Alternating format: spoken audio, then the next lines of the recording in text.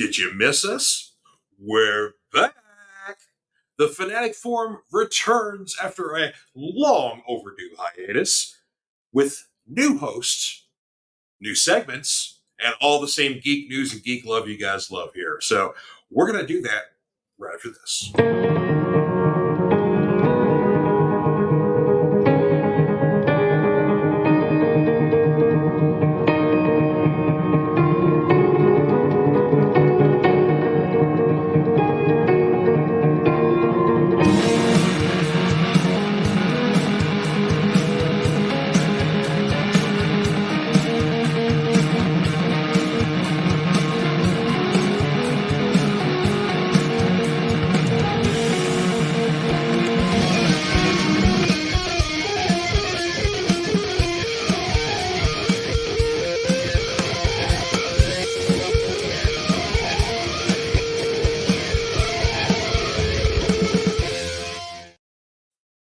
Hello, everybody, and welcome to the Fanatic Forum. Oh, it's been a while since I've said that. So happy to see you guys here. We have got a brand new show here, new co-host, all kinds of new stuff here. And let's get this wonderful person on here. You know him, you love him, my junior fanatic, Seth Moore, Seth the Manhammer. Welcome back. Hello. Thank you. It is an honor and a pleasure to be your second chair here on out. Thank you for having me. I've been looking forward to doing this and to be part of your reboot, your relaunch. Thank you. Yeah, I'm happy to be here. It's fun to be back, and I'm so happy to have you on here, bro. Well, good deal. Did you feel recharged? You ready to get back into things? And sure, yeah. Of course, I've warmed up all my vocal cords and all that kind of stuff, doing all the whatnot auctions and whatnot and whatnot. Yeah. So I've been knee deep in that stuff. So if you guys follow us on Clobbering Comics whatnot, then you've been seeing me on there a few times a day, 4 days a week. So you're always hustling. Well, I mean, we had ourselves a good day today. So, we were basically, I was doing a shop the store thing. It's been kind of a popular thing we've been starting to do recently, where I'm literally I got a flat rate medium box, and I'm walking around the store, and you tell me what I'm putting in it for you, and then we'll get you a little deal, stuff like that. So, but I mean, we're going through keys, newly processed, back stock, all that jazz. So, new books, whatever. So, dang, sweet, that sounds fun. Yeah, it is. Folks been enjoying it, and of course, I'm getting a lot of. We get a lot of new readers, showing up in my streams and stuff like that. So I've been kind of, very much trying to welcome them in and say, hey, if you guys got questions you're afraid to ask or something you don't know or whatever else, go ahead. I say, I ain't going to make fun of you about it. So I love new readers. You're the best dude to do it. Yeah. You're always going to take time with everybody and explain stuff. It does feel like, there's more like comic book readers starting to come out like more and more lately. And that feels good. It's like, the hobby's not going to die anytime soon. Yeah. Like I just had to do like a slight seminar today, explaining what ratio books or incentives, whatever you want to call them. Yeah. But I was like, what's these, 1 in 10 and 1 in 25 and stuff like that. So I explained what that was all about. So So the kids love the variants, so they went so far to go for special variants, and it used to be they were very special, and now they're quite common. But so yeah. Gosh, I remember. Okay, yeah, sorry about. No. Yeah, that when New Avengers came out, when Spider-Man was on the team, and it was that new Bendis series, and I wanted that 1 in 25 cover so friggin' bad, but I didn't get that. But I did get the X-Files season 11 1 in 25 cover, and God, that series sucked. I know sometimes those extra season books they've done, like Buffy's had some, and I think Smallville had one, and Firefly, and all kinds of all those shows basically got canceled too soon according to fans, and so comics like, well, we can give you more. And sometimes that works out, and sometimes not so much. Yeah, it was it was just the biggest fan service. Like every character that was dead, they brought back. So it's like there was no no status quo, or everything went back to the status quo. Nothing was original or fun or new. But weird thing though, talking about that, there is a fan Ghostbusters comic that's being published right now. And the dude's doing it in oil paintings and everything. It's called Ghostbusters Ectocyst. And the dude's taking like paintings and stills from the movie and oil painting them, right? And it like, Yeah. so it looks like Dan Aykroyd and Bill Murray and all that, but then he's like putting other characters in it too, like Jonah Hill from Superbad is one of the supporting characters. And like, I'll send you a link to it after the show. It's neat to read, but it's going to be like 9 issues and it's free. 3 of them are out now. But yeah, it feels like the Ghostbusters, so I'm digging it so far. Really But cool. yeah, Speaking of properties, kind of getting some new stuff that feels more like the OG. I don't know why it took me so long. I finally just got around to watching the trailer for Hellboy: The Crooked Man. Yeah, that's coming out supposedly later on this year. Dude, yeah. I am in. I I am. need to watch that then. You're the second person to tell me that might be worth checking out. So I mean, yes, it looks. Excuse me. sure, Good sure, boy, sure. Yeah. I'm choking over No, here. no, Anyway, yeah, I understand. yeah. So it does have a low budget sort of feel to it, but like the makeup on Hellboy looks really good. But this is like a spooky, scary movie, and it just so happens to have Hellboy in it. But it's not like a BPRD movie.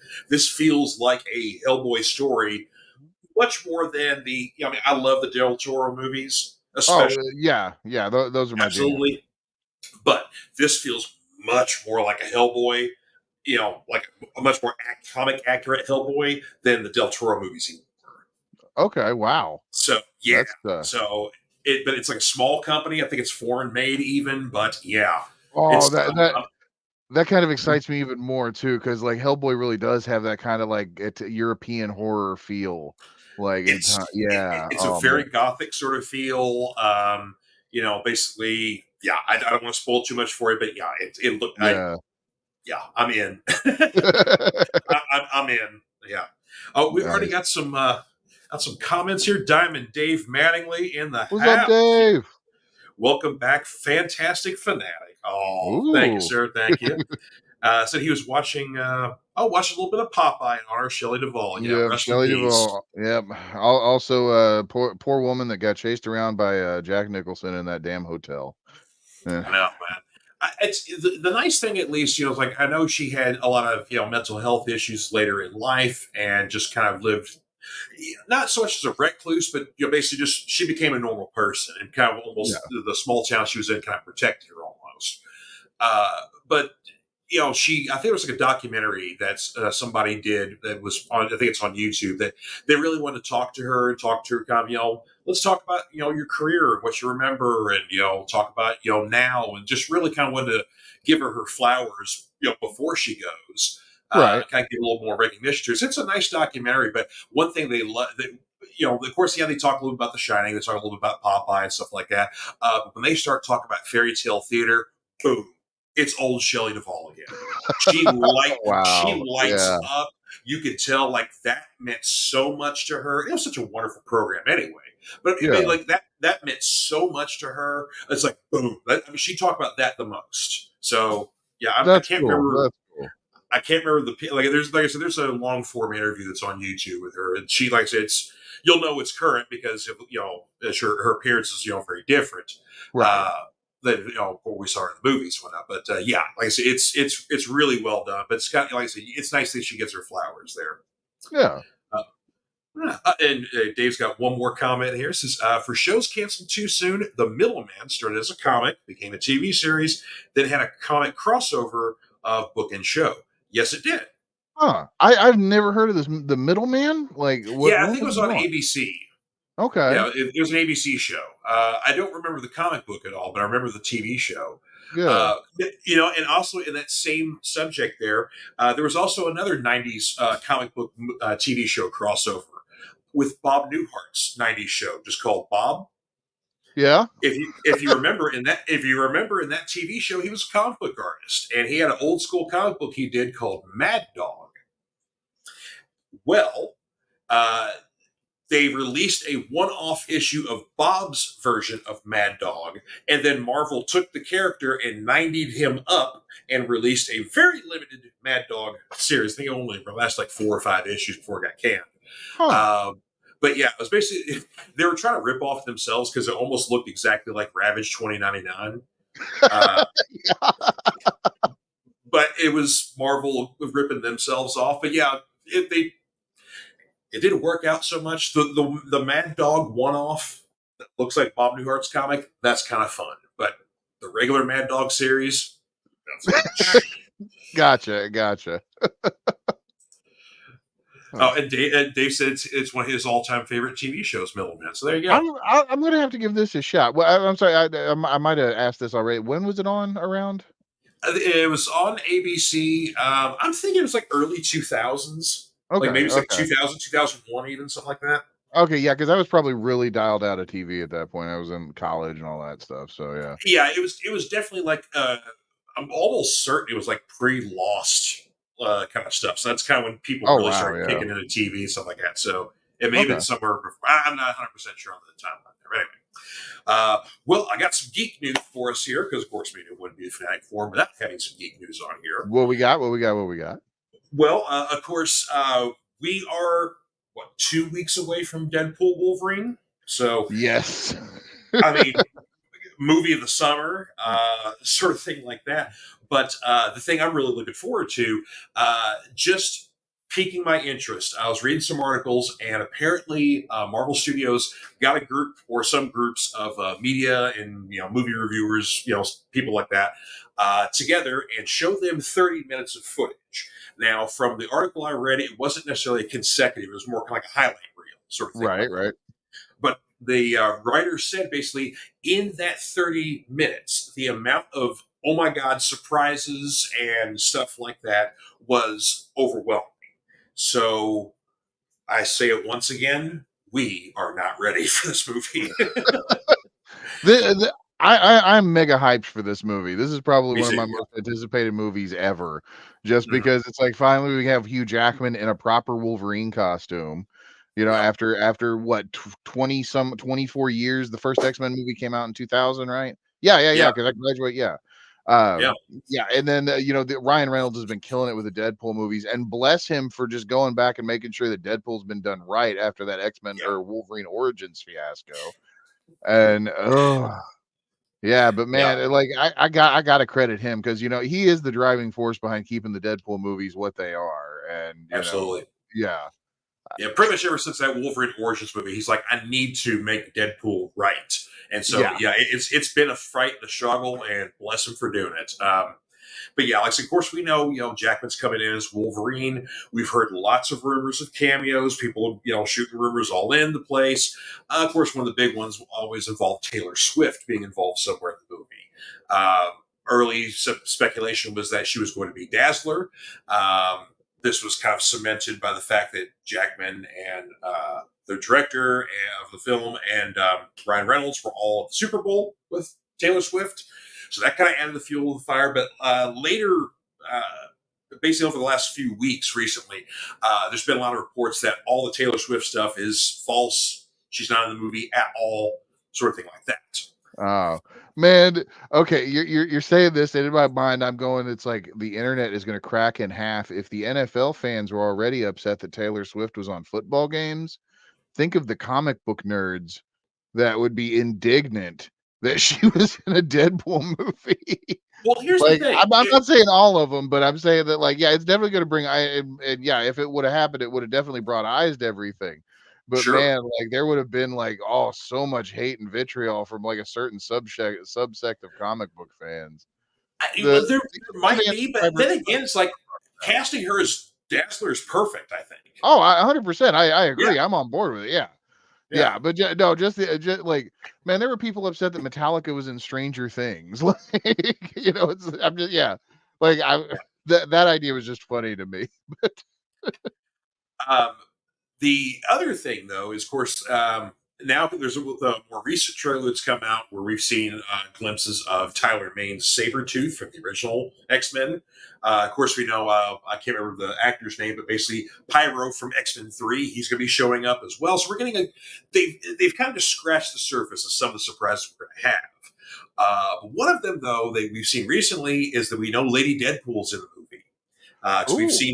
we've seen feet, knees, and legs. Basically, the camera started panning up like she was like walking towards the camera. So the camera starts panning up and stops at the waist. But we can obviously see it's a woman's legs, but she's in a Deadpool suit. So all the fans are speculating Lady Deadpool. So now the speculation turns. who's Lady Deadpool. And there are Hmm. two top contenders. Okay. One is all the Taylor Swift rumors of her being Dazzler. She's Lady Deadpool. Lady Deadpool. The second one, and my personal favorite, and I really hope this one's true, it's Blake Lively, Mrs. Reynolds. Okay. Okay. Yeah, I can see it. I can. Yeah.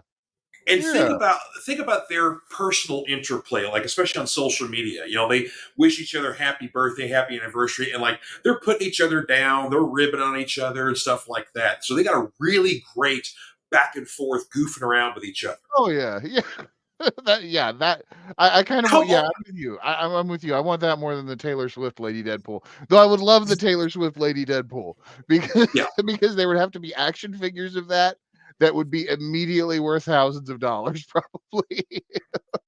I mean, that's the thing. It's like, they know that if Taylor Swift is involved in this movie, even, they don't care if they're Deadpool or Marvel fans at all. The Swifties will come to this to Yeah. support their girl. Oh yeah. So, I mean, they may leave after her scene's over. I mean, they may not watch the whole movie. They don't care, but they're buying their ticket to help Taylor. Yeah. So yeah, but yeah, so but we'll see. We'll see. I mean, we're still Oh 2 man. weeks Yeah. away, but Yeah, yeah, man, I got to stay spoiler free on this one because I want to go in as blind as possible, just to not know these things and let it be an experience. yes, I'm 100% with you on that one here. Yeah. Dave says his wish list for Deadpool cameos are Hit Monkey and the Giant Stone Celestial. I know, right? Yeah. Oh, yeah. So we will. Oh, and Gwenpool. And Gwenpool. Yes, for those who don't know, Gwenpool is a fairly recent character, and she's almost kind of, I guess, like fifth wall breaking, because Gwenpool lives essentially in our world. She's from our world. She reads Deadpool comics, loves Deadpool, that sort of thing like that. Made her own suit, sort of thing like that, and then somehow found her way into the comic book world. So she knows of the real world, makes real world references, also makes Marvel history references because she's a big comic book geek. But yeah, is this the oddest damn character you'll N- ever see in the Marvel universe? Now is It's like, Saying Gwenpool, does that mean that she's a Gwen Stacy? yep, Okay, okay. she's a Gwen Stacy variant. Yep, because Okay. her suit's like white and pink. Yeah, So, I've seen her, yeah, but it's like, but yeah. yep, I know that yeah, Gwen Stacy's like one of the ultimate characters that has never truly died. So yeah. Basically, I mean, she may have died in the 1960s, but she's been resurrected so many times, and oh yeah. been and thanks to the multiverse, she's Ghost Spider, and we've got all these other different Gwens, and they even did She a had whole. Norman Osborn's kids at one point. Yeah. Yep. Yeah, they even did like a mini series called Gwenverse, and so we had all these like literally Gwens throughout the multiverse, and they sometimes weren't Spider characters. Sometimes she was Captain America. Sometimes she was a different superhero. Stuff like that. So yeah. Yeah. Anyway, speaking of superheroes, I got a Mhm. treat for our viewers and you. A little What is it? trailer dropped today here. One that I've been very much looking forward to watching here. Okay. So let's all share the screen here. And I present to you our first teaser trailer for Captain America Brave New World.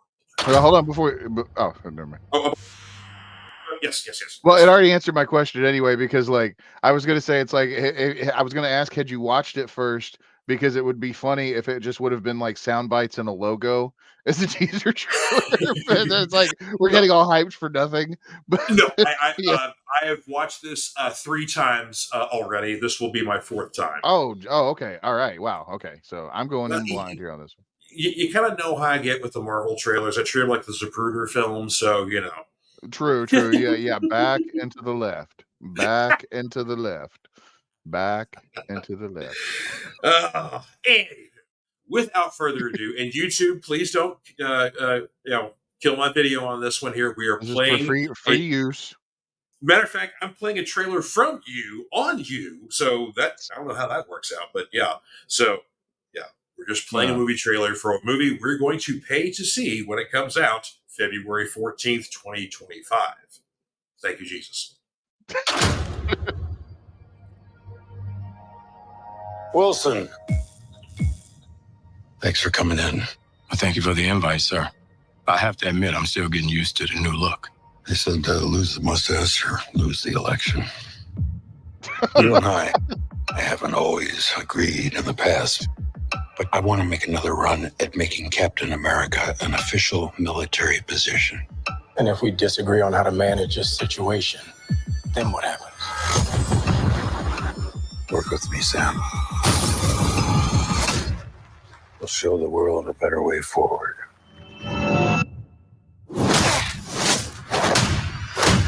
Isaiah!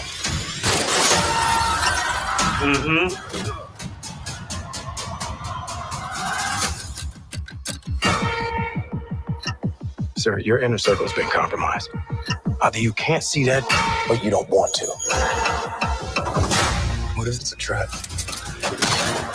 Global power is shifting. You're just a pawn.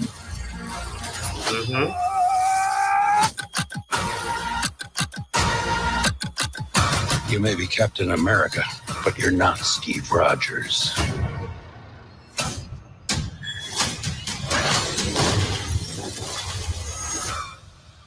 You're right. I'm not.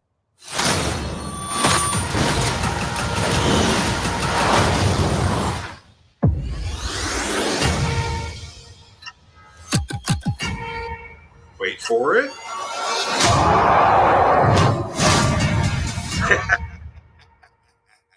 Friggin' Red Hulk? Yeah. Holy crap! That looks Well, I awesome. mean- That's well, like I the mean, best Marvel trailer they've come out with in years.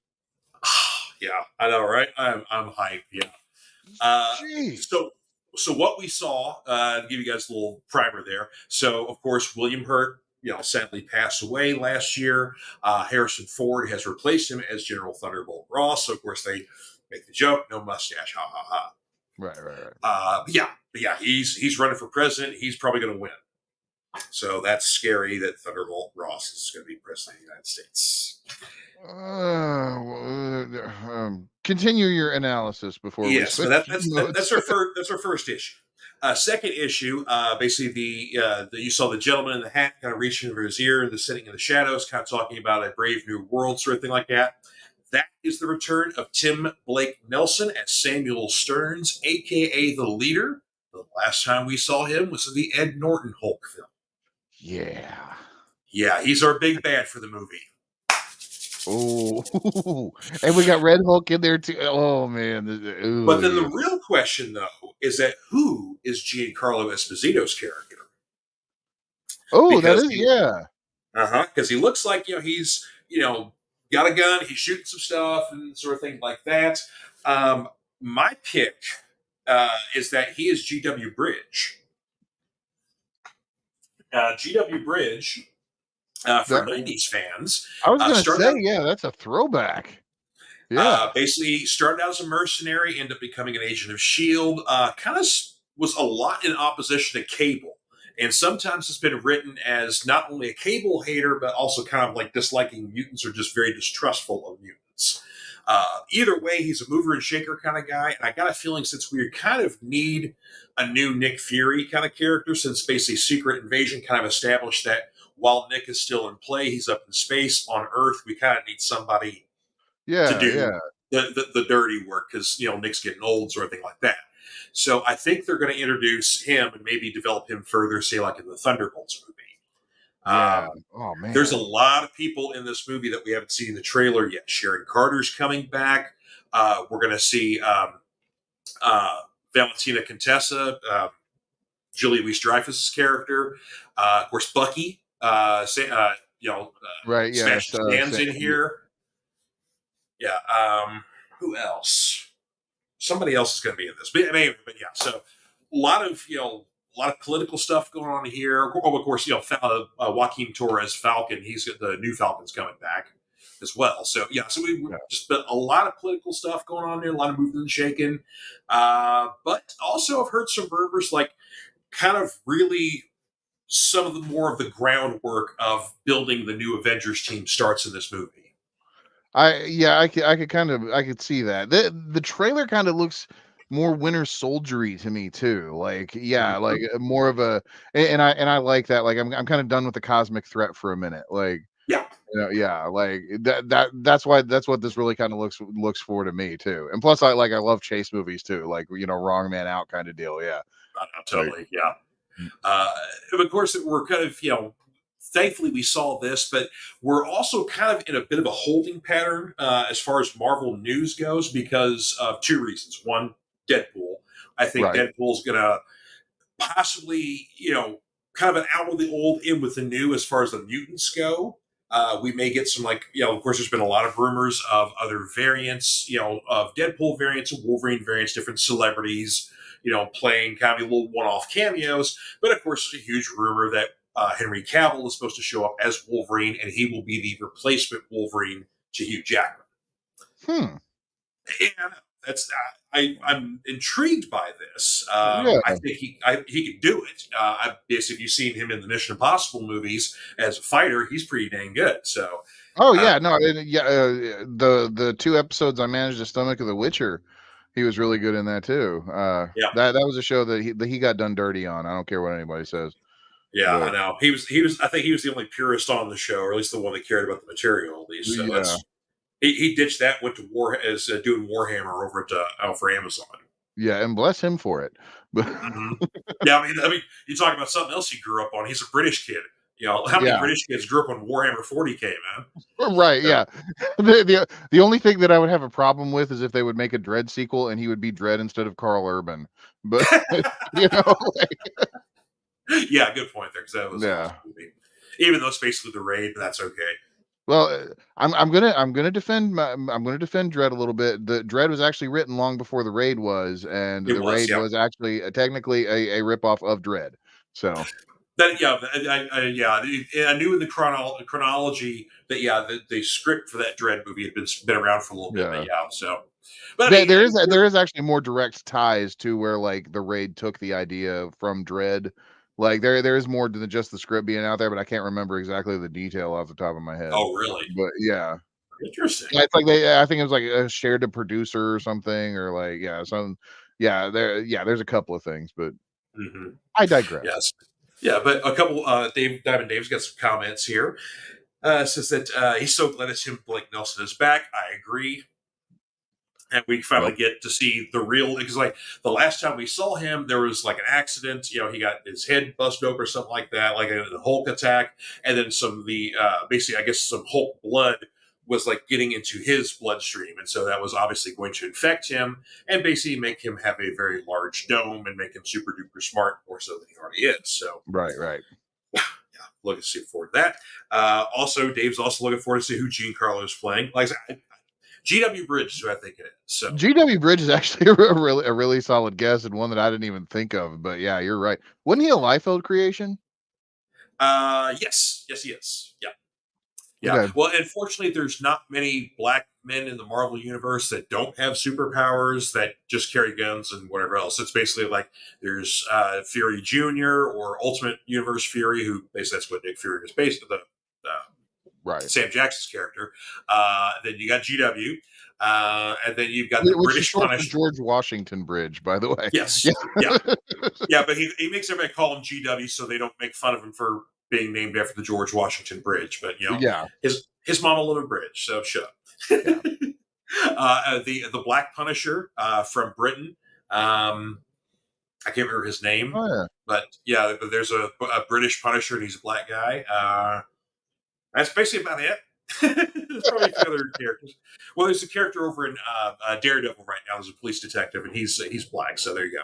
But yeah, there's Okay. not many. There's not many of these characters. So I say, GW's been around for a little bit, a mover and a shaker, and especially since we're going to be dealing with a lot of mutants, he might be a good guy to come in as a human face of the maybe possible anti-mutant wave. So Yeah. See that would be cool because I think they're definitely going to have once they really start to bring mutants in, they're going to have to go with the mutant def or the anti crap. What was it called? The mutant liberation? No, not the mutant liberation front.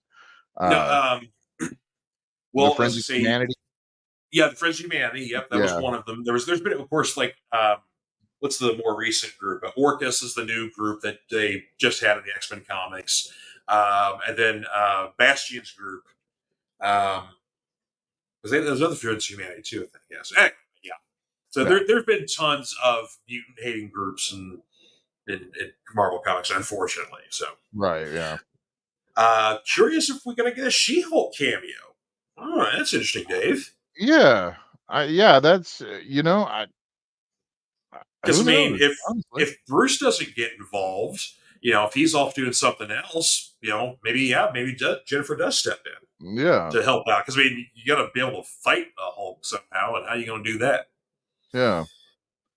So, Speaking of She-Hulk, though, just a little aside, did you happen to see the picture that leaked of Brigitte Nielsen as the in the test photos or the test shots for She-Hulk from the oh 90s? yeah, oh yeah, Yeah. that was in Wizard magazine back in the day. Oh, it was? I just saw him Yep, recently. Like, I thought yep. there was a new, yeah. I Yeah, no, didn't know that was a that's an thing. old photo, man. Because they basically that movie almost happened. That's Yeah. why they had the makeup. So like she looked great. Oh yeah, yeah. It would have been killer. But that was one of those canon movies too, right? Like, or it would have Yes, been like would have the been, yeah. Fantastic Four Roger Corman thing that never got released, and yeah. And then Mm. basically the Spider-Man movie that Canon never Oh, the had. Cameron movie, yeah. Yeah. Let's see. Oh, well, they did do the Captain America movie, unfortunately. That The is true. R.I.P. the director Albert Pune. He's my boy. That's I gotta, true. Yeah, no, yeah. yeah. I love I love Sword and the Sorcerer. Yeah. Dave tells us that Nigel Higgins is the British Punisher outlaw. Thank you, Dave. Thank you. Okay, okay. I can always depend on Diamond Dave for that stuff. All right. And one more geek news here before we go to our comic book reviews. And then, of course, we got our new segment, which I'm very excited about. Let's see here. All right. So, in the world of comic book sort of business news here, this is a big story here. Random House Publishing has purchased Boom Studios. So, basically, what this means is that is the last large independent company that Diamond Distribution has lost. Earlier this year, they lost Image Comics for U.S. distribution. They still have them for European and Asian distribution, apparently. But for the U.S. distribution, they lost Image. Image is the largest independent publisher in the country. Several other companies have already left, like Dark Horse, IDW. The list goes on and on. So after Marvel and DC left during the pandemic era, this was kind of like a big deal. Like it was a big hit to Diamond and their business. And I mean, frankly, I kind of say, bye Felicia when it comes to Diamond.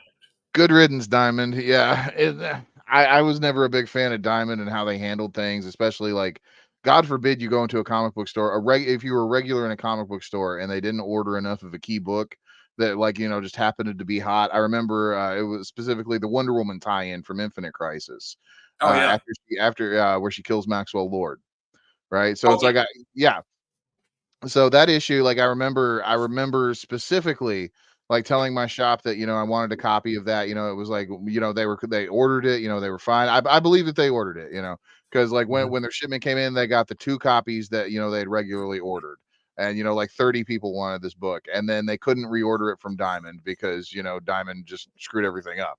Right, And you can get into the whole idea of it's like, if it was like a low print run or whatever, and it's like they knew that one wasn't going to be a low print run because she killed freaking Maxwell Lord in it. But sure. yeah, Diamond just It was making like it. in worldwide television too, wasn't it? Yeah, yeah, yeah, exactly. Everybody saw it.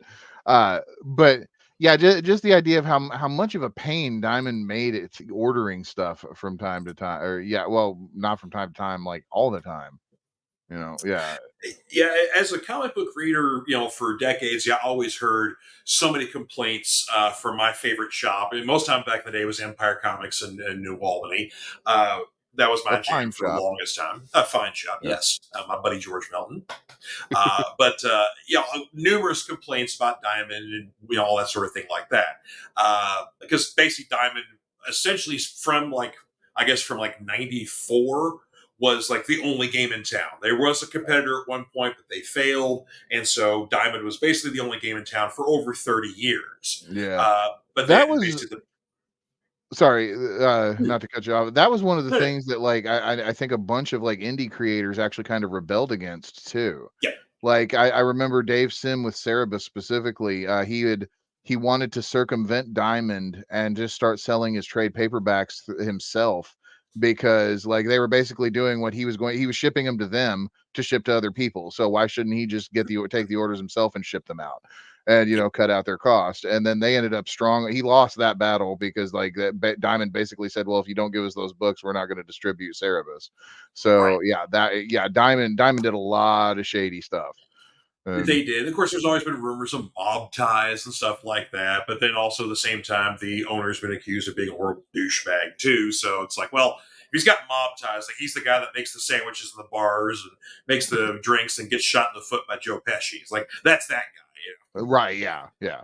We'll give him the comic books. We'll give Joey the comic books there. He's a good kid, but he's not too bright. We'll give him the comic books. Yeah. Well, so that's that next now. So if basically for the last, I guess you call them major, they're smaller publishers, but the last ones left that Diamond has are Dynamite, Zenoscope, and Titan, who produce Conan. So that's it. Everybody else has gone to either Lunar, who went with DC, or Random House, where Marvel and pretty much everybody else are. Now, didn't Image go to Lunar for a little bit? They did for a little bit, but then basically it was kind of like, oh, no, we like Random House, and so they're over at Random House. So. Okay, yeah. Or no, I'm sorry, no, you're right. No, Image is over at Lunar. Yeah, I'm sorry, my bad. Yeah. Oh, okay. Yeah, you're right. Yeah, I don't know why I know that, but no, you're right. Yeah, because I remember all the Image stuff shows up in the Lunar boxes. But yeah, anyway, but both like Lunar had a little bit of a rough start because they were fairly new. But I mean, like as far as Random House goes, come on. They've been doing books for decades. They know what they're doing. It's really nice when you get your Random House boxes in because you never have to worry. With Diamond, like you would get damaged incentive books. Like, these are special high value books, at a premium price more so than your regular books.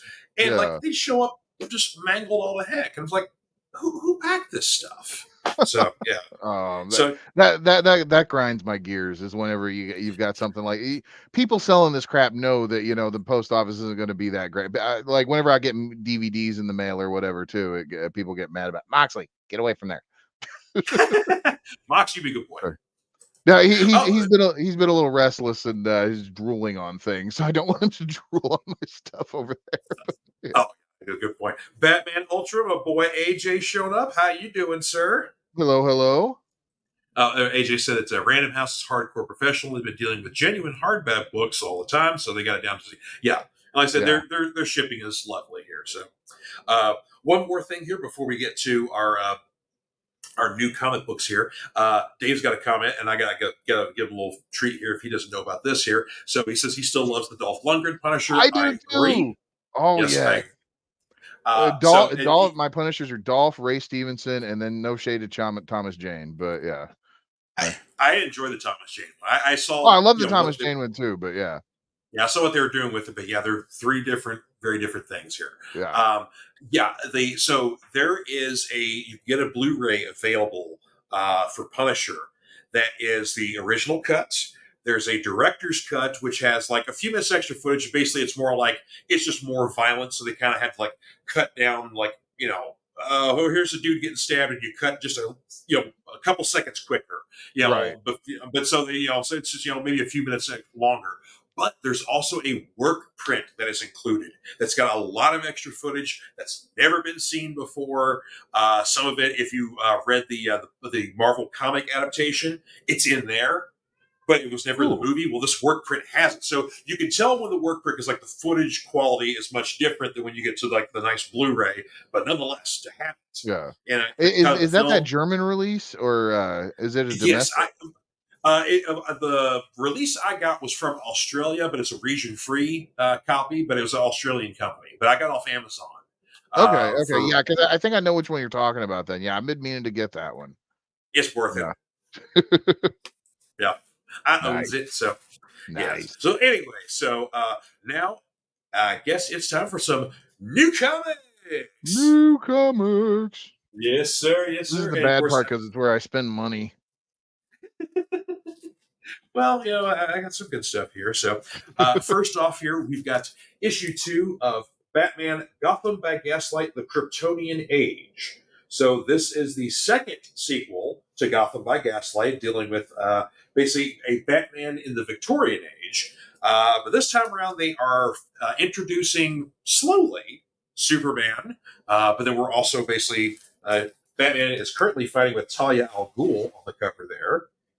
Okay. All right. And then also another, I guess, another part of the Trinity is also teased, showing up a little bit later on. Because, I mean, you're going to have Batman, you're going to have Superman, Yeah. got to have Wonder Woman. So you said that was the second season. Oh, where'd you go?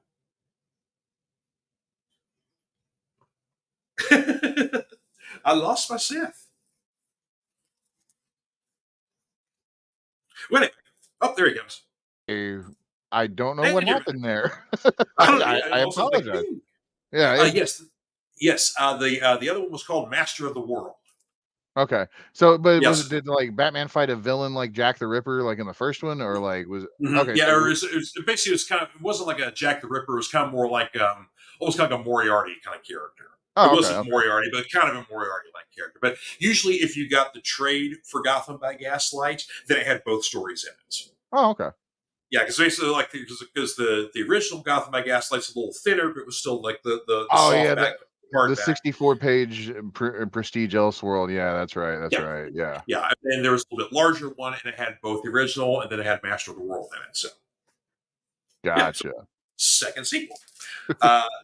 Next point, of course, this is the big deal of the summer here, but Absolute Power has begun. So the first issue came out 2 weeks ago. This is the first issue of Task Force 7. So basically, what the whole deal with Absolute Power is that they have basically been building this since Dark Crisis, which was like 2 years ago. So this storyline has literally been building up to this point here. Amanda Waller has basically been kind of finally fed up with superheroes running the world and humans having very little to do about it. So she's like, you know what? We're going to take the power literally away from them. So she has been spending the last 2 years wheeling and dealing with the U.S. government, wheeling and dealing with certain alien technologies, demonic presences. She had a meeting with Trigon. Wow. I mean, it wasn't like he had to show up to her office Yeah. and sit in front of her. Like he sat at a chair in front of the desk. That kind of meeting. It wasn't like, So, yeah, Trigon, who's like, stood up to like, the Teen Titans as adults. Yeah. King. That's Raven's dad, Right, like, yeah. But yeah, she had a meeting with him. And of course, if you've been reading Batman recently, Amanda Waller's gotten in with Failsafe, which is basically Batman's failsafe for when Batman goes bad. Because you always know that Batman has got a way to take out all of his Justice League buddies when they break bad. Well, he made a way for himself, which is this robot that's basically unstoppable.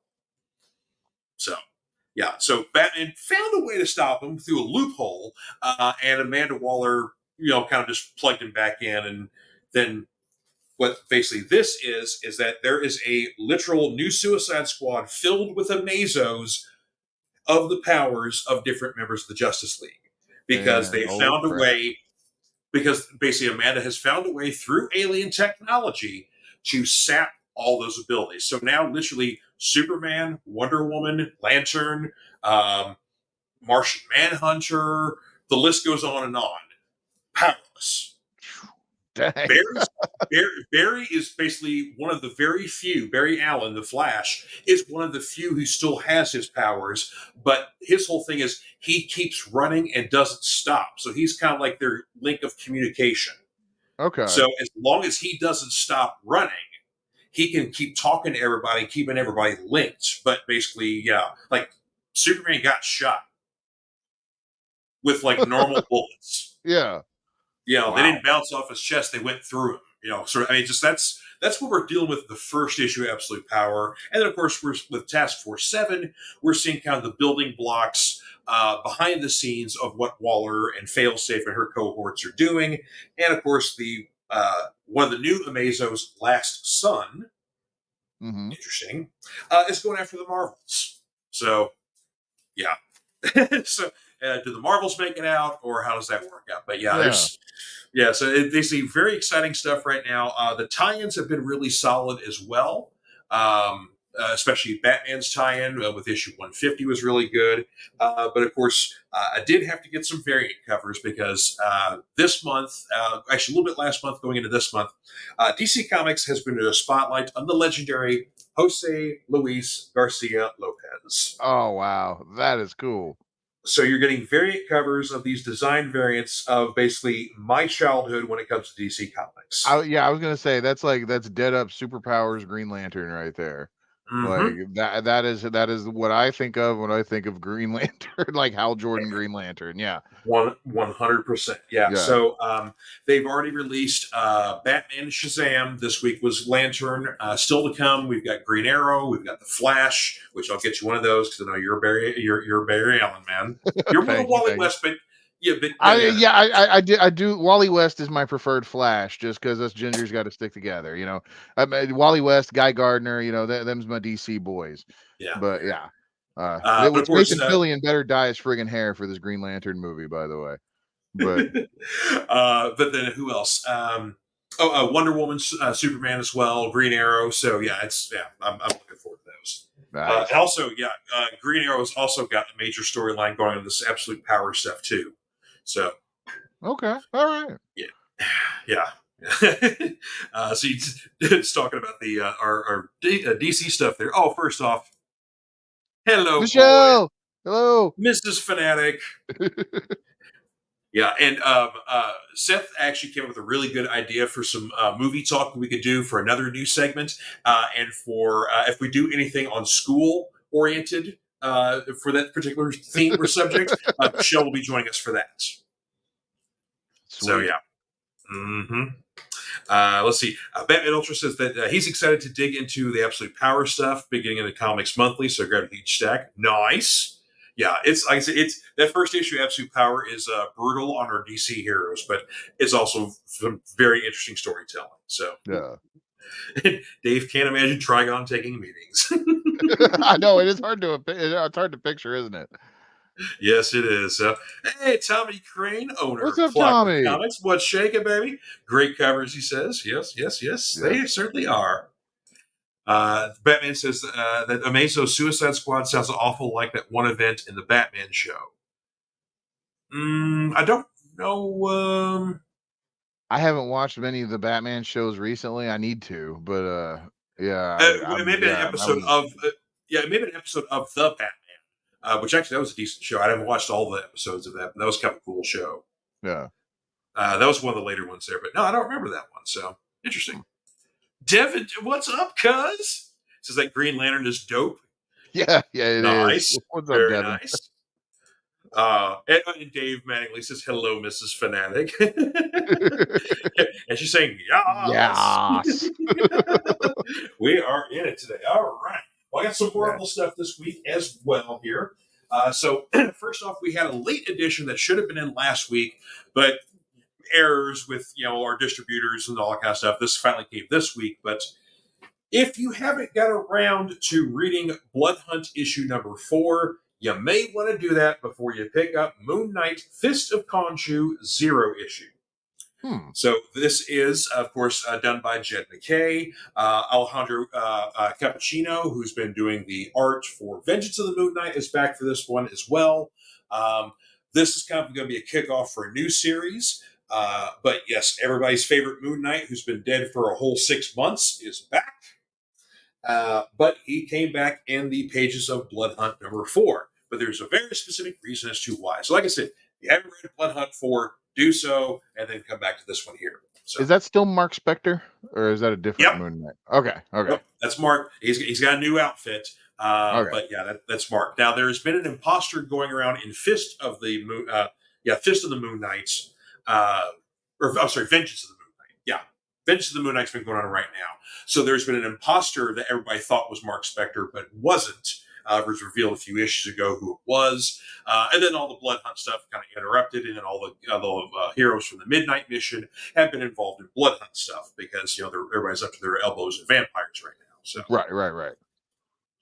Yes. And Dave says that the Moon Knight Zero is a nice character perspective rundown. Yes, it is. Kind of gives you a primer of what came before and then what's to come now. So yeah, Okay. Okay.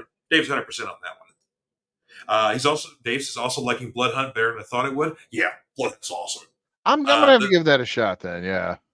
yeah, the main storyline's really, really good. Some of the tie-ins been kind of hit and miss. Like the Avengers tie-in's been really good.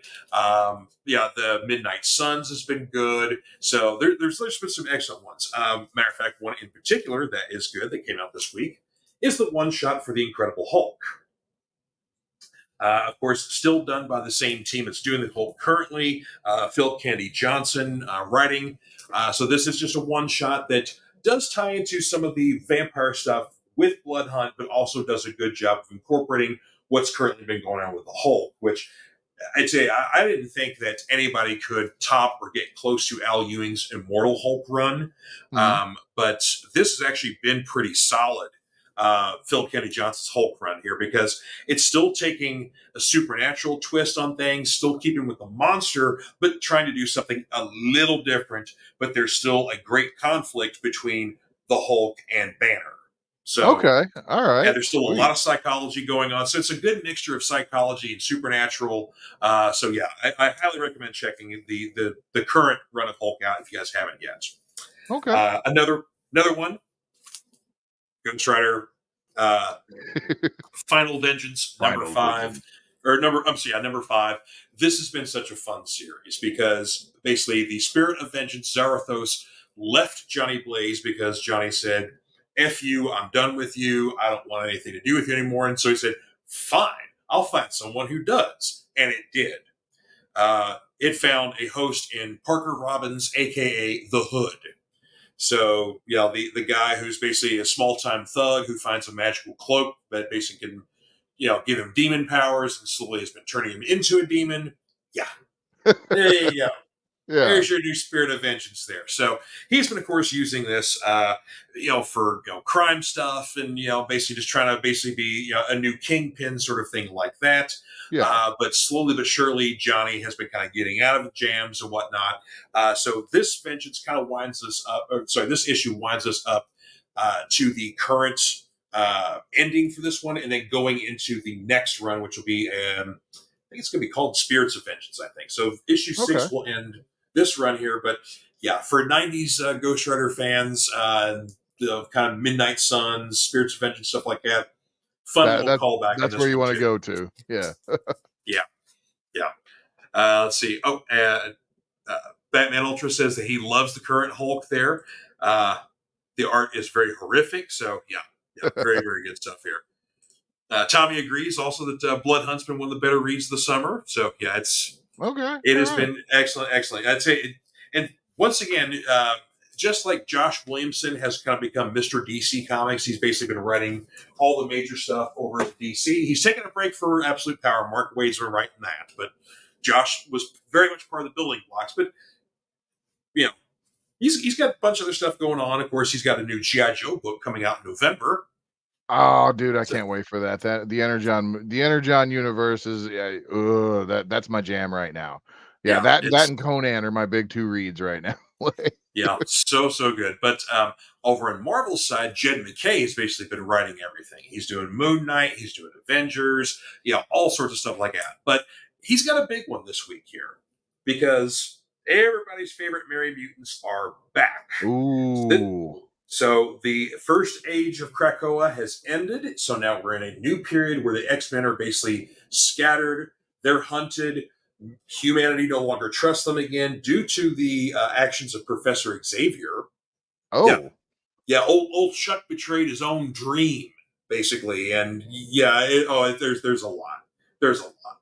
Wow. But this kind of brings us back to kind of a little bit more simple, little more kind of down to earth sort of thing like that. But you're going to have 2 X books coming out. You got regular X-Men that Jed MacKay's doing, and then you've got Gail Simone's Uncanny X-Men. Now, this team here is going to be made up of Cyclops, Juggernaut, Magic. Ileana's in there. You've got Kid Omega, Quentin Quire, I think. So he's a fairly new character, been around for a little bit. There's Psylocke in there. that's the Beast. But fun thing about the Beast, the original Hank McCoy broke bad, went psychotic, and Wolverine and some X-Force guys had to hunt him down and kill him. To do that, they went back in time and got the Beast from the 1970s. So this is a guy who basically is literally this is the Beast that literally just joined the Avengers. Oh wow. Yeah. Yeah. So he's a so time displaced beast. A time displaced beast. So he basically went forward in time, saw the horrific things that his counterpart did, and helped take him down. So this particular beast is a much younger beast. Okay. Yeah. So and also one particular. Also, there's a new character up here that is Temper. She's got basically temperature. Different kind of temperature controlling stuff. So she has almost kind of a little bit of like a mash of like Storm and Iceman sort of thing. Yeah, but okay. She's able to literally control temperatures. Okay, so you said temper, and I was thinking like Tempur-Pedic, like she could change like her body density so that you could lay on her and take a nap more convenient. Okay, but yours makes a lot more sense. Yeah. Thanks, appreciate that. But one other member of the X-Men that's currently not shown on that cover, Magneto. Oh. Magneto's in a wheelchair that looks very similar to Trucks, but it's all purple because Magneto likes some purple. But right. He's for whatever reason, like I don't know why he's floating around in this wheelchair thing, but he's floating around in a wheelchair. I don't remember him getting hurt. He's not 100% happy he's alive again because he did get killed off during a couple of major events ago, still during the Hickman-Krakoa era, and basically had explicit instructions to do not resurrect me, and they kind of did anyway. So, as what happens in the Marvel universe more often than not, Yeah. Anyway, so lots of stuff going on over Marvel.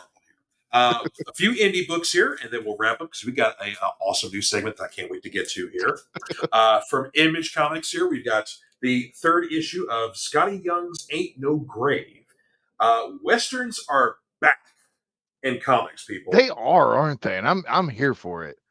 And the cool thing is that you've got basically different concepts. So Ain't No Grave is one of those 3 Westerns that are kind of killing it right now in the market in the independents. You've got a female former gunslinger, settled down, had a wife, and got married.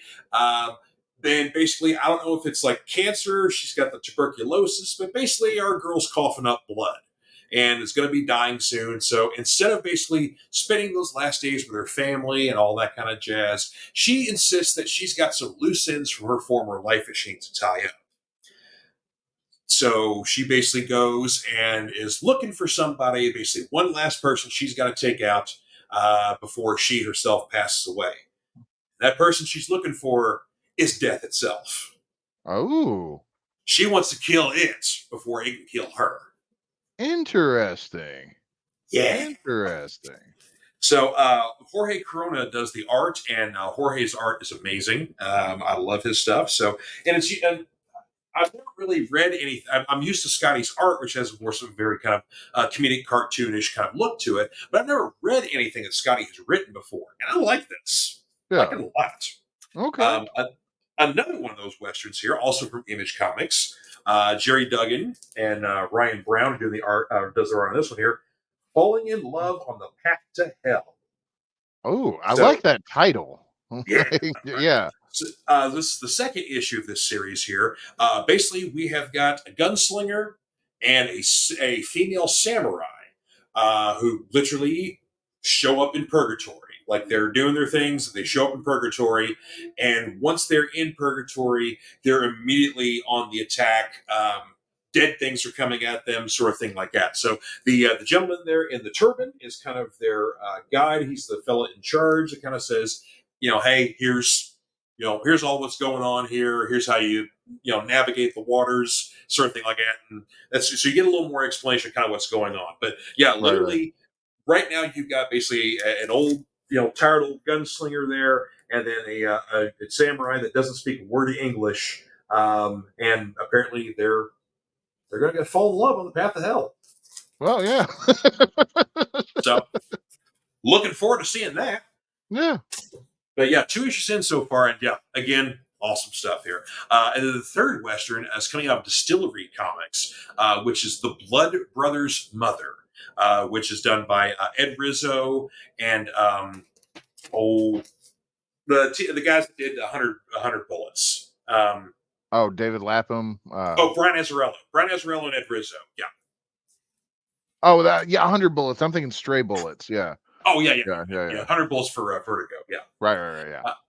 Yeah. So this particular one, it's a revenge story where you've got basically a couple of gunslingers get basically released out of jail, and they're going to go pick up some of their old party members.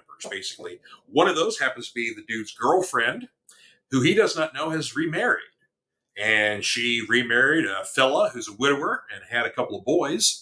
And they had a child together as well. And so gunslingers show up. They want mom back. Well, dad's not quite ready to release her yet. And so dad gets shot, gets killed.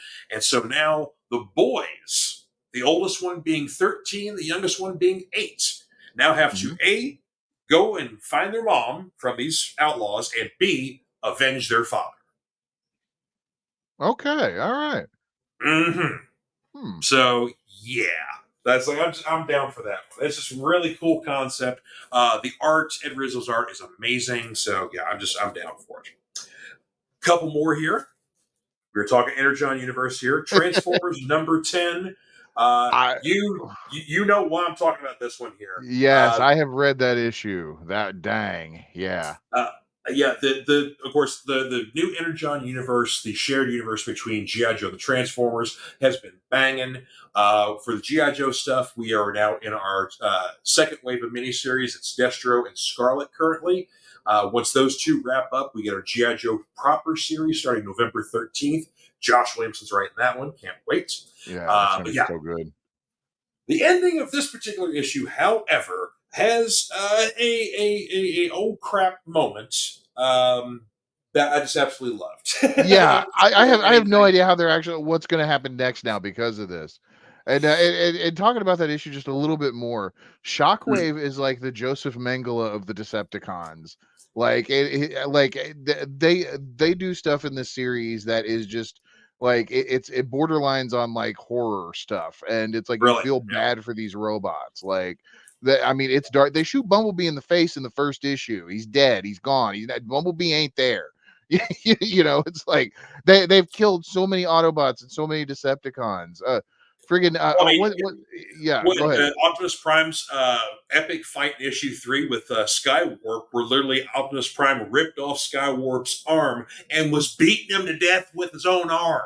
Yeah. It's like this is not your daddy's Transformer book, kids. No, Starscream is like this sadistic little this sadistic monster thing too. And he's been taken out.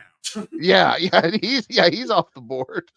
Because see, that's the thing is that it's like okay, if we were to assume that somehow Starscream took Megatron off the board, well then Soundwave teaming up with Shockwave took Starscream off the board. So now basically Soundwave and Shockwave are running the Decepticons right now. Yeah. It's like, what are we doing here? This is fun, man.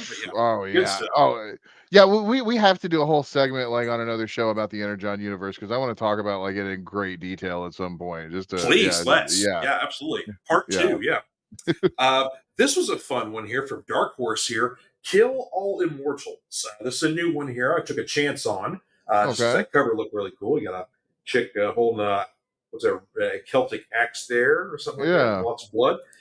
So anyway, this basically follows a Norse family who are industrious, very wealthy, sort of thing like that. But of course, there's always a lot of rumors sometimes of violence and whatever else. If basically a deal doesn't quite go right for them. This particular character, she's the daughter of the group. There are also 3 sons. She seems to be the good one. She's the charitable character, always taking care of her fellow man, sort of thing like that. She's got a boyfriend that works for the BBC as a reporter. So he's kind of doing a piece on her, and they have a relationship, sort of thing like that. Well, reporter gets to meet Dad and the boys, because basically a little violence happens to the girl and the reporter, and so they have to kind of go to Dad for help and see what's going on there. And then basically that's kind of where the hammer drops from there. You find out the true lineage of this family and why they're so powerful, so wealthy, and possibly hard to kill. Yeah. Oh. Because they descend from an ancient Viking family. Okay. All right. Or they may actually still be that ancient Viking family. Right. And of course, last but not least, Savage Sword of Conan, number 3. So this beautiful Alex Horley cover is your A cover here. We get Conan versus a hell of a cover. Yeah, we get Conan versus werewolves in this. And I don't want to say much more about it, but yeah. Conan versus Werewolves is the main story.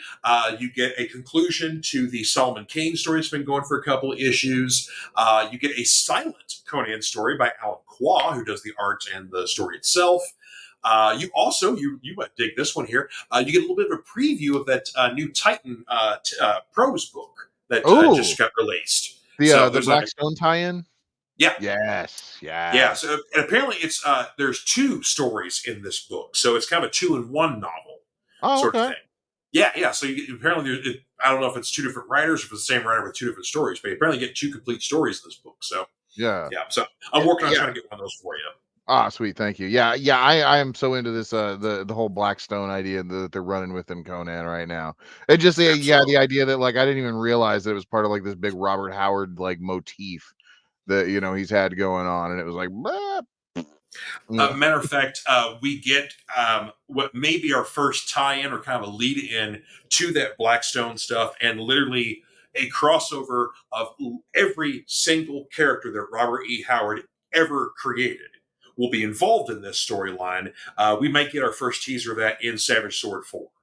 Oh. Yeah, because there's a teaser on the back. So. And Robert Howard created a ton of characters, and not even talking like sword and sorcery characters. Like the original Red Sonja, she was like this, like she was a Victorian chick with flintlock pistols, and like kind of went as like a pirate kind of deal. That he had like a paranormal. That's Mad Agnes. No, his Red Sonja was. Oh, really? Yeah. It was not the sword and sword. It was not the one that showed up in the comics. Like Mad Agnes was very similar, but yeah, no, Red Sonja was definitely like the Victorian with the flintlocks. But yeah, he had a paranormal detective. He had several boxers. Like all kinds of dudes that were just like the writer from Lair of the White Worm, because basically the guy that basically whatever he writes becomes real. And he doesn't realize he's creating his own realities and stuff like that. So yeah, that guy's going to be a lot of stuff here. So yeah, it's killer. Hello, Caroline had to be on TV. Caroline had to be on TV here. So here, I'm going to hold you like this because I got to turn on the video here real quick. But we got to hear from our friends for Comic Books for Kids. And then we come back. We're going to wrap up with our awesome segment here that we will introduce to you guys. We'll be right back. Comic Books for Kids provides comic books to kids in hospitals and cancer centers across the U.S. It's a place where we can all work together to make sure every child has a comic book. 100% of all proceeds go towards the kids. It's about making a difference, and while they're in the hospital, allowing them to fly like a superhero, battle dragons, or rescue teddy bears. We are in every state in the country and now support over 160 hospitals. Every month, we add more. Visit cb4k.org. Oh, that's got a couple early there. Visit cb4k.org. That's the address there. cb4k.org. A tremendous organization. Yes. Okay. All right. Our new segment here, and we're getting into it a little late because we've been chatting, but that's okay. We're still just a few minutes over an hour. We're not too bad. Yeah. So, I'm just going to keep you here for maybe another 10 minutes or so. But yeah. Well, introducing our new segment here, proud to present Seth's Effed Up History. And so I'm sorry. Yeah. So I told George what the topic was going to be, and I just said brainwashing, and that was all that I said. Because I had an idea for a theme, and so you don't even really know what I'm going to talk about. You were trying to take some stabs at what it was, and I was like, no, that's not exactly it. It's not, it's But so anyway, yeah. Like Yeah. I'm kind of a history nut. I like it when like history gets really weird and Mhm. bizarre. And this one's kind of a lot. It's not necessarily a lighter one, but it's a concept that we've all heard before. That I'm getting ahead of myself here a little bit, but Yeah. But well, let, let I love this concept that you basically this segment that you did for your own show, Smokes and Road Beers, and so I love that you want to bring it to this show here, and I found the concept fascinating because I love weird history stuff too, and I know that's your passion. That's basically what the Fanatic Forum is all about: is people bringing their passions to the show here and sharing. yeah, So yeah. let's get it, baby. All right, so we're going to go back in time a little bit to August 23rd, 1973, Mhm. and we're going to go to a little place called. Let me see if I'm pronouncing this right. Norrmalmstorg, Stockholm. All right, in Sweden. Right. So this may already start ringing some bells, but that morning a dude named Jan Erik Olsen went into a bank with a machine gun and shot a bunch of holes in the roof. Right. Like so, this is what started like that when he shot the holes in the roof. Then a silent alarm got triggered. Two cops show up, unmarked cops. Excuse me. Mhm. They were in the top of the building and they came down. Well, this is when the robbery, like the really hits the fan on the robbery because the homeboy Olson just wanted to get the money and leave, right? Well, the two cops show up. He ends up actually shooting one of the cops in the hand. So that takes everything to the next level of what really starts to happen and what's gonna that's why this is significant to history because if he just would have walked out of the bank, it would have been nothing, right? Sure. Yeah. So anyway, that basically this puts Olson in a really bad spot. So he's now to the point where he's taking hostages. He takes the three bank tellers hostage that are in there, three ladies, and then lets the cops, get the rest of the people out. He at this point, like he's very kind of like he knows some bad stuff's about to go down. Like, but he didn't come in to kill anybody. Right. Okay, Yeah. that's his whole thing. So he's got these three ladies, and by this time the cops are already outside, right? And they're doing the whole standoff thing. So the cops are also kind of one of their own just got shot too. Even though he got shot in the hand, like that doesn't it exactly endear you to many police forces when you shoot one of their own. So Exactly. accident or not. So these cops were probably a little hot under the collar. Well, they were hot under the collar about it, and were very anxious to get Olson out of the bank. So the only thing he can think to do is he takes the three ladies and puts them in the bank vault, and they kind of have like they hold up in there for a little bit, right? Mhm. So then they start telephoning back and forth. Olson says that one of the conditions that he has to release the three hostages is that he needs this other dude that was his cellmate named Clark Olfson, right? And I'm probably mispronouncing these names terribly. So, yeah, so even and now even though these are very pissed off cops, these Right. are not necessarily unreasonable cops yet because we're talking about Sweden, so they're not 100% as trigger happy as us Americans would be in that situation, or would do something like this to where they got his cellmate and took him to the bank, hoping that he could facilitate getting Olson out of there, right? So what Right. I'm kind of imagining if this is like if you watch Trailer Park Boys, A like little bit. Yeah. okay, so to put in an analogy, or to put it in a Trailer Park Boys analogy, Ricky goes in to rob a bank, and then they get Julian to come and talk Ricky out of it. So, so originally Olsen's supposed to be outside the bank, but anyway, he ends up going inside the bank. Well, that's just day one of what happens. Oh. So a couple of days, actually going on 5 days or 5 or 6 days of this. I'm sorry, I should have taken better notes on that one. There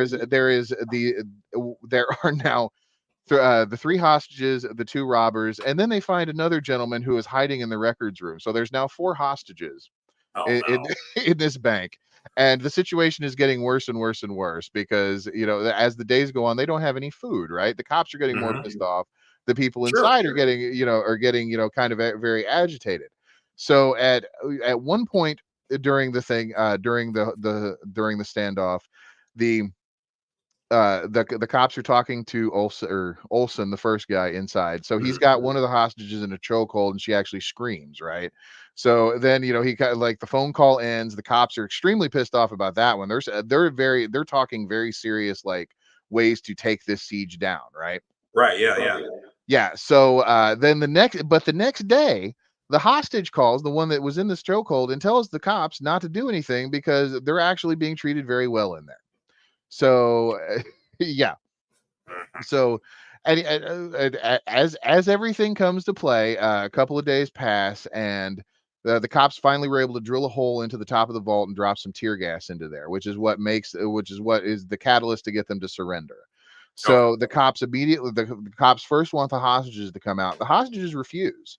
They won't do it. They want the other guys to come out first, because if the hostages come out first, they're worried the cops are going to kill the two dudes, right? So anyway, the hostages come out, Okay. everybody comes out of the bank. It's like everything's amicably, nobody's really hurt. I take it back. There is one point though where Olson feels like he has to prove a point, and he tells the cops that if they do try anything this is while they're inside the bank, that if they try anything, that he will shoot the male hostage, the new guy, in the leg. Right. Okay. Okay. So that's like the only real threat of violence in here, other than the chokehold thing. And yeah. So anyway, they're all outside, right? So the police are trying to take statements from the hostages. The hostages, they don't want to say anything, but they don't want to do anything against these two dudes, right? Got it. So and also keep in mind too, this is the O.J. Simpson chase of Sweden, back in '73. Like, this is the first big thing. It's been on news all the time, right? So all of this comes, and yeah, when it comes time to put the dude on trial, none of the hostages want to testify against him. They start raising money for his defense, or for their defense, right?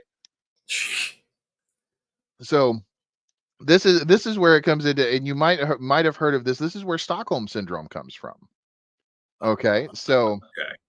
and there's this, people in Sweden were speculating, well, how can these hostages be so enamored to the idea of, that these robbers, why are they helping them so much? Well, obviously these robbers brainwashed them while they were inside. They were obviously coerced and had to be put in these situations like that. These people didn't do this of their own free will. That's what the media is saying, right? So that's not to say that the cops weren't already trigger happy, and that if you actually listen to the statements of the hostages were more scared of the police than they were of the robbers, because of how aggressive the police were. They were genuinely afraid that the police were going to kill them, because because they were so pissed off to get the two guys. The police captain even acknowledges this years later, right? But the whole prevalent thing about Stockholm syndrome being like this thing where they've been brainwashed in captivity, and yada yada, so they can't be, well, so basically, yeah, that is what led us to the idea of Stockholm syndrome, right? Interesting. Okay, so that I told you that story so that I could tell you probably about one of the other more famous Stockholm syndrome cases, and I'm going to show you a picture on this one. But first, Devin does have a comment about your one story that you were asking about. Were you talking about the movie Airheads? No, I was not talking about Airheads, but yeah. God bless the Lone Rangers, man. Oh yeah. How can you pluralize lone? All right, so yes, you have a picture here to show. Yes, if I can get it up there. Yeah, there we There go. we go. I got you. So, did you recognize this young lady? Yes, that's Patty Hearst. Yeah, Patty Hearst of the Symbionese Liberation Army. And so, yeah, that is the famous photo, the Polaroid that she took in right before her infamous bank robbery. Yeah, it's also kind of a bank robbery themed episode too, or tidbit. Yeah, too. it is. Yeah. Yeah, but yeah. So anyway, you got Patty Hearst here, but if you're not familiar with her story, these idiots in the Symbionese Liberation Army, and I say idiots because they genuinely were. They were a bunch of theater kids. Yeah, there were a bunch of theater kids who decided that they wanted to be black revolutionaries, and only one of them was black. Yeah, the leader was the Sin. Yeah, he was the main guy that was like leading they were basically a little cult. and Yeah. he was leading them, but like they were all trying to sound black. They wanted to be black really, really bad. They were going to bring this black revolution to everything. And even one guy, would bemoan about how like, oh, why didn't God make me black? Why didn't you know? Yeah, these are the guys that kidnapped Patty Hearst from her apartment and take her and put her in a closet for 50 something days, right? Okay. So they've got her in this closet.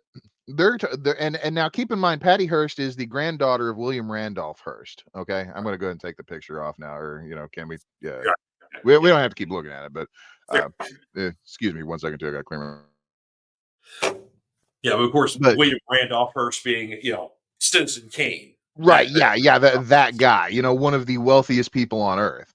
And the Symbionese Liberation Army are thinking, well, she is the granddaughter of this guy. Her dad's got money. We're gonna get some money. They had all these cockamamie ideas of what they were going to do with his money that they were going to get to help the poor and start this revolution. They thought that they had everything that they needed, except they were idiots and they don't know how money works. So Patty Hearst's father is desperately trying to get his daughter back, right? He's trying to get her back, while she's in this captivity for 51 days. So, but and it's the first time he's trying to talk to poor people and everything. So it's a weird little comedy. Like that. Well, it would be really a lot funnier if you didn't realize that Patty Hearst is tied up in a closet for this whole time that it's going on. So but the thing about Patty Hearst, even though that she's this rich guy's daughter, she's not an idiot. Okay, Mhm. she realized like they'll come in and they'll give her food, they'll give her water from time to time. Like she's starting to build a little rapport with these people because she realizes that all they've done is just talk. Like they would come Right. in and just talk at her for hours at a time about this weird their weird radical ideas. And Yeah. so like Patty's taking all this in. She's trying to, much like Black Science taught us, the only way out is through. Mhm. So that's what Patty Nice was doing. reference. Nice Thank reference. you, Thank thank you. you. Yeah. So Patty's listening to all this until they finally bring her out of the closet, and they have their bright idea to make her a member of the Symbionese Liberation Army. Now keep in mind she's been blindfolded the whole time too, right? So she's never seen these people. Mhm. And That's they've been trying to sound like black people the whole time. So when right. she takes off the blindfold, it's all she can do to not say you're all white. She said, "Oh, you're all so attractive." Yeah.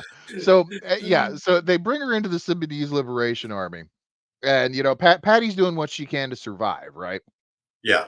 Because and at this point, we're laughing about it, but I mean, they have sexually assaulted her twice. Like, they've beaten her a couple of times. Like, she's not having a good time. It's not a summer camp for this, but Right. she's out of the closet.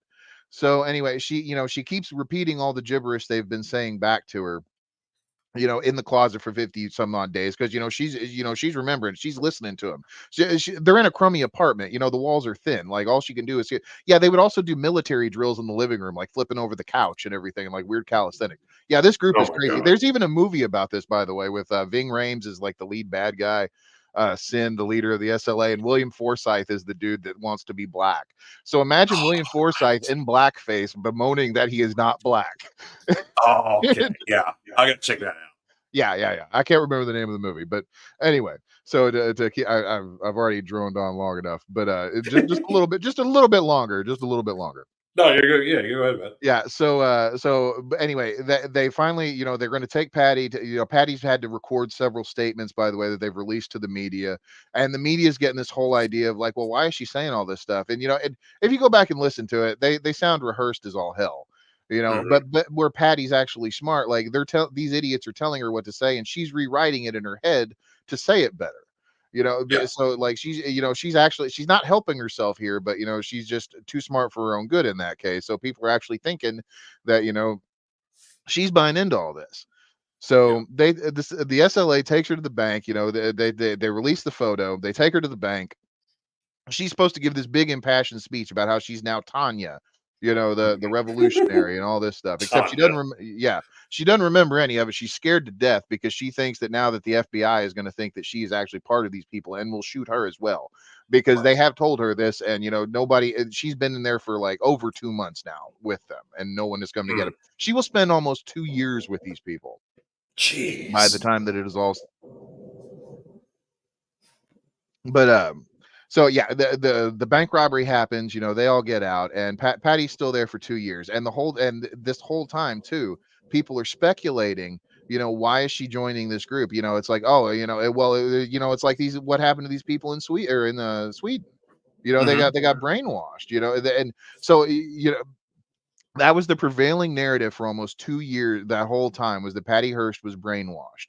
Why there's Right. no reason why anybody would go along with this other than that they couldn't possibly fathom that she was actually kind of outsmarting the nitwits that she was with and was just telling them what she dread Pirate Roberts to them, where like she was Wesley and it's like, oh, we might kill you in the morning, but you're still useful today. Like she managed to do that day by day. She had to take it like that. So, but anyways, yeah, she finally gets out. It's a happy thing, but she's got this stigma attached to her for the rest of her life that she was brainwashed. Right. And that goes back into the whole saying of, or the whole point of all of this story was the idea of now keep in mind one of the biggest common denominators in the whole story are the captives are women, right? Except for the case of the one hostage, right? Sure. Yep. And so we as a largely patriarchal society can't stand the idea that a woman might be smart enough to outsmart another man and to avoid captivity. So they have to they're too they couldn't be smart enough to do this on their own. They had to have been coerced and convinced somehow Right. Yeah. because even the dumbest man would be smarter than the smartest woman. But yeah, Exactly. that's a stigma that an unspoken stigma that we have in society, and that is why Stockholm syndrome is horse crap.